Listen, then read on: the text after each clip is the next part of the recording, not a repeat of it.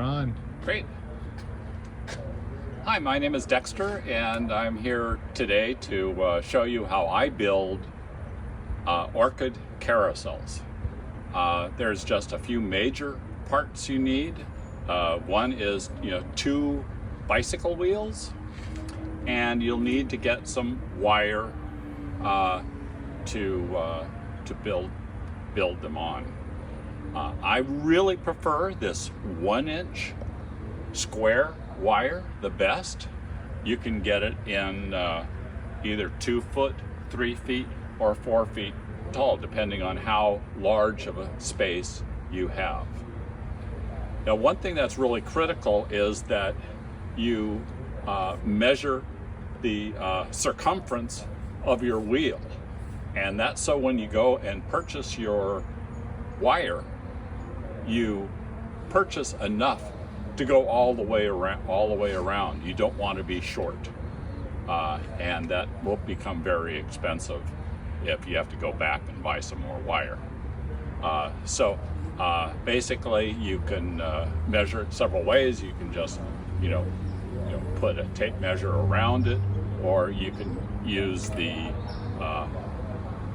pi r squared, which is radius, and you square it, and that's the distance of the pi around the circle.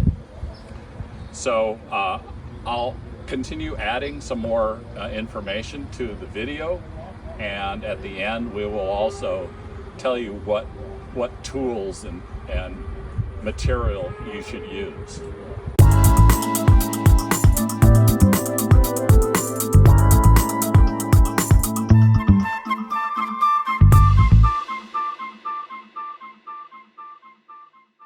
You can pick up these wheels.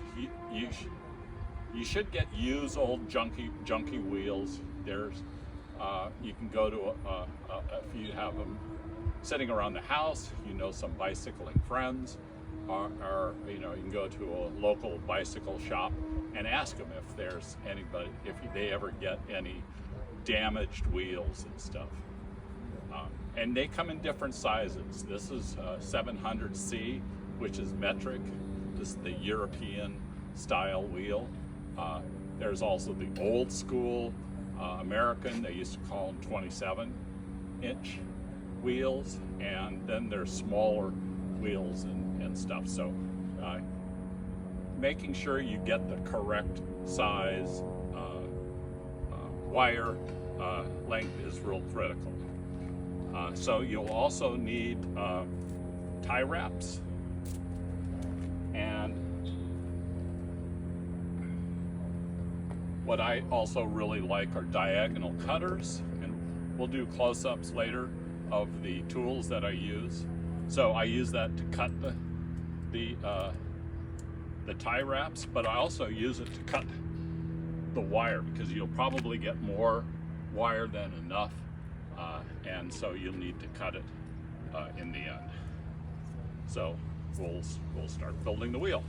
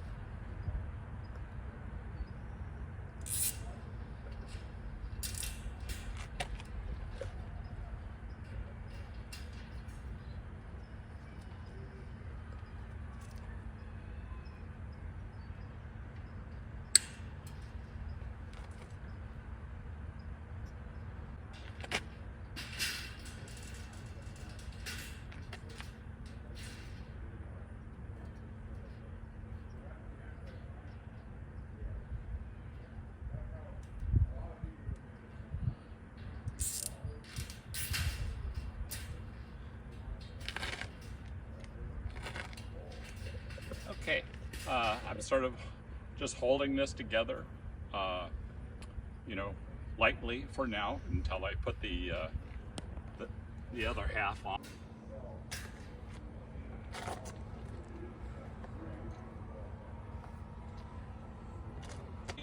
Made the attachment. This will be the top, and this will go into will be suspended. Now on these fancy wheels that I have here, these are called a quick release, and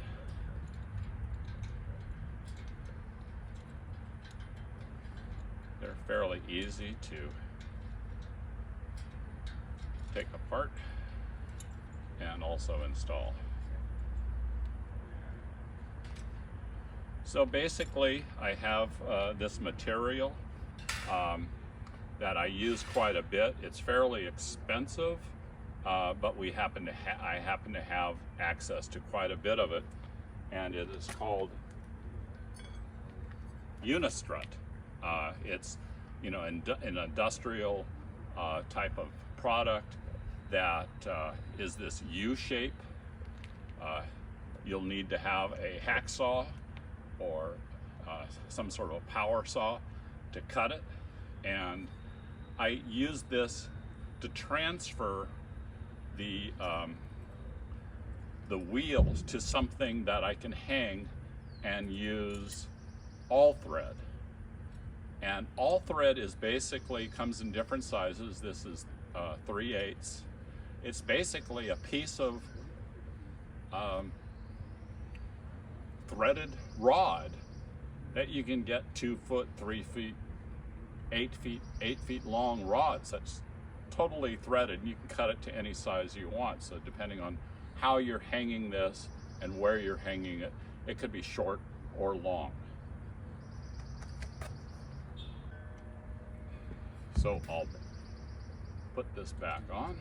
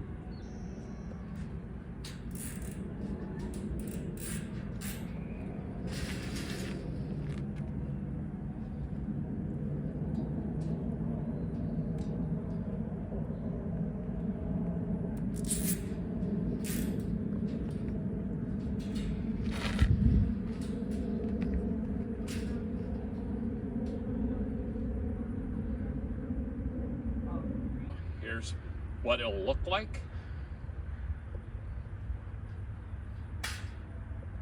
Now there's a lot of different ways of attaching this. This is something that I just recently found out about.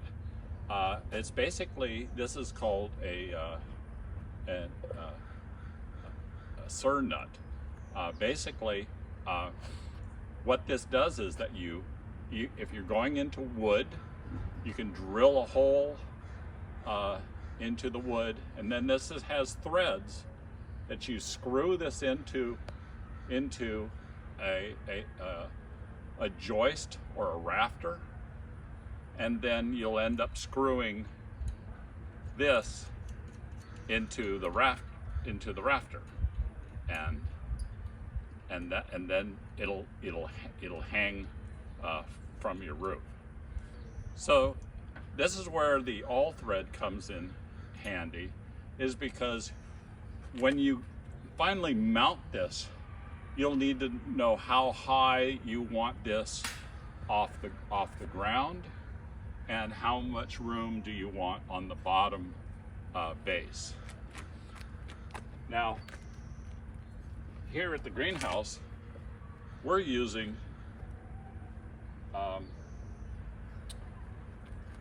unistrut, and there's a special nut that goes on this. You want to cut. So this is a specialized nut. You'll have to get this. You know, hardware stores won't carry it. You know, you'll have to get it. You know, maybe Amazon or something like that. And so these are specially made for these unistrut tracks. You know, basically these will come in 8-foot lengths, and so you can have it all over the greenhouse.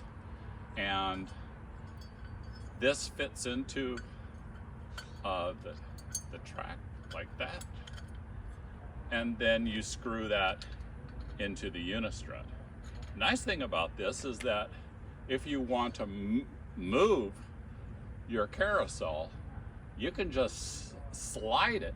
You just loosen it up, and then you just slide it back and forth on the unistrut, and you can move this to anywhere you want. You know, let's say you have rafters in there, and this is attached underneath the rafters, and then you can move this anywhere, or you can put this in between two rafters.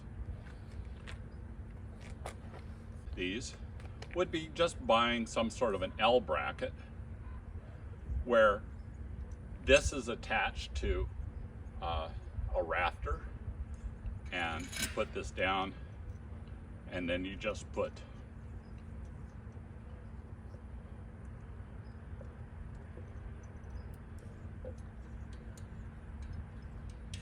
a nut on here like that, and this is attached to the rafter, and then again it's working.